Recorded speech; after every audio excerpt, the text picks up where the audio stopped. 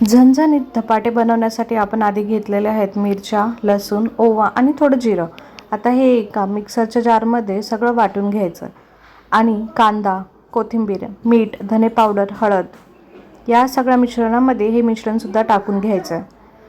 हे सगळं मिश्रण टाकल्यावरती त्याला चांगलं एकजीव करायचं आहे. कोथिंबीर, जिरे, लसण, मिरची आणि ओवा वाटून घ्यायचा.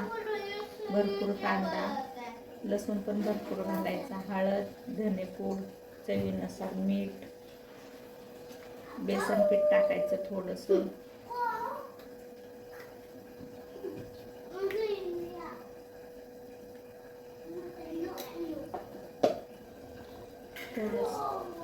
थोडंसं ज्वारीचं पीठ टाकायचं.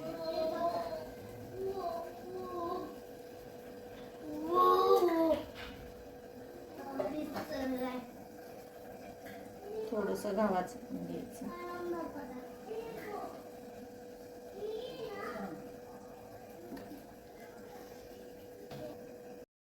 आता गव्हाचं, ज्वारीचं आणि बेसन हे जे तिन्ही पिठं आपण ह्याच्यामध्ये टाकलेले आहेत ते सगळे एकजीव करून घ्यायचं. म्हणजे जो आपण टाकलेला मसाला आहे तो सगळ्या पिठासोबत चांगला मिक्स होईल. त्यासाठी तुम्हाला खूप वेळ असं त्या पिठाला त्या मिश्रणासोबत एकजीव करून घ्यायला लागेल. हळूहळू थोडं थोडं पाणी घेत त्याला आता आपल्याला मळायचं आहे. मळून घेऊन त्याला नंतर थोडा वेळ भिजत ठेवायचं आहे. म्हणजे धपाटे एकदम खुसखुशीत आणि एकदम छान होतात. मिरचीचं प्रमाण तुम्हाला हवं तसं तुम्ही घेऊ शकता. तर इथे आपलं पीठ मळून झालेलं आहे आणि आपण थोडं त्याला रेस्ट देऊया. तर रेस्ट घेतल्यानंतर आता 20 मिनटं ह्या पिठाला रेस्ट केल्यावरती आता आपण बनवायला घेतलं. त्यासाठी तुम्हाला एक असा कपडा, कॉटनचा कपडा खाली ओला करून घ्यायचा आहे. त्याच्यावरती हे धपाटे आपल्या हाताच्या साहाय्याने हळूहळू त्याला थापत जायचं आहे. आता तुम्हाला जसं हवं आहे, जितकं जाडीचं हवं आहे तसं तुम्ही करू शकता. आणि तेच कपडा असा उलटा करून त्या तव्यावर टाकायचं आहे. आणि झाले तुमचे खुसखुशीत खमंग असे धपाटे.